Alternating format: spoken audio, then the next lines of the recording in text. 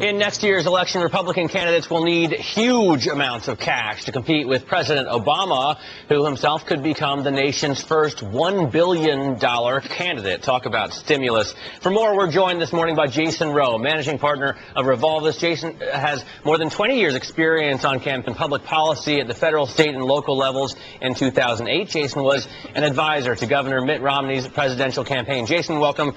Thanks for joining us. Good morning. It's become very expensive to run for president. I mean, $1 billion. Are real competitors going to have to come up with matching funds?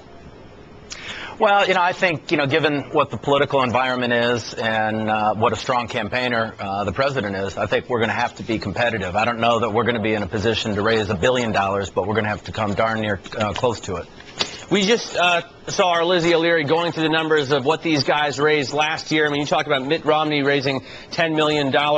You say it's a good start, but it seems to pale in comparison to even to the $100 million they'll need for the early primaries.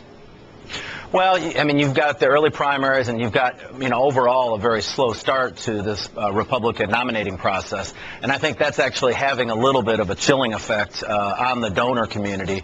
You still have probably a pretty fluid field, and I think you could see a couple more people jump into the race. So a lot of the donors are probably going to sit on their wallets until they know who the field is and who looks like the best candidate to face the president next year.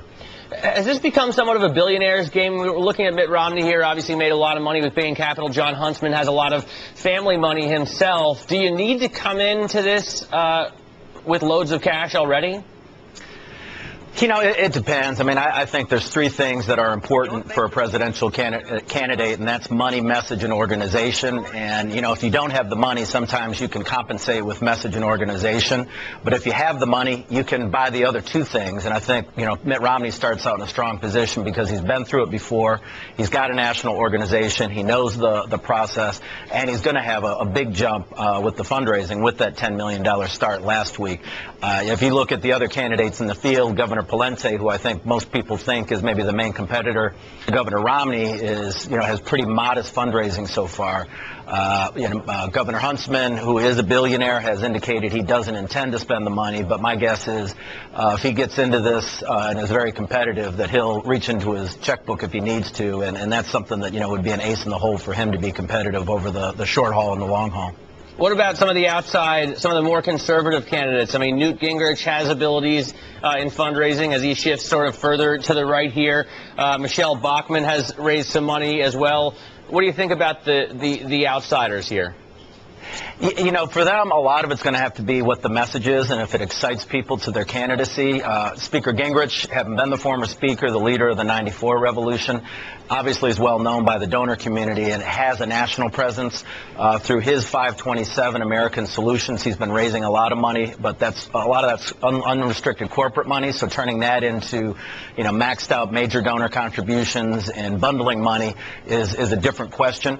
To be interesting, someone like Michelle Bachmann, who broke all records last year in her congressional race and raised $13 million for a House seat. I mean, that's an extraordinary amount of money, and if she could replicate that, she would be competitive on the money. But a lot of what she does in that regard is direct mail fundraising, and so, she might raise $13 million, but she might spend $10 million to do that. So at the end of the day, there's not a lot of money left for voter contact. But, for all of us that kind of watch how this thing plays out, seeing a $13 million number is pretty impressive, regardless of how much it costs to get it.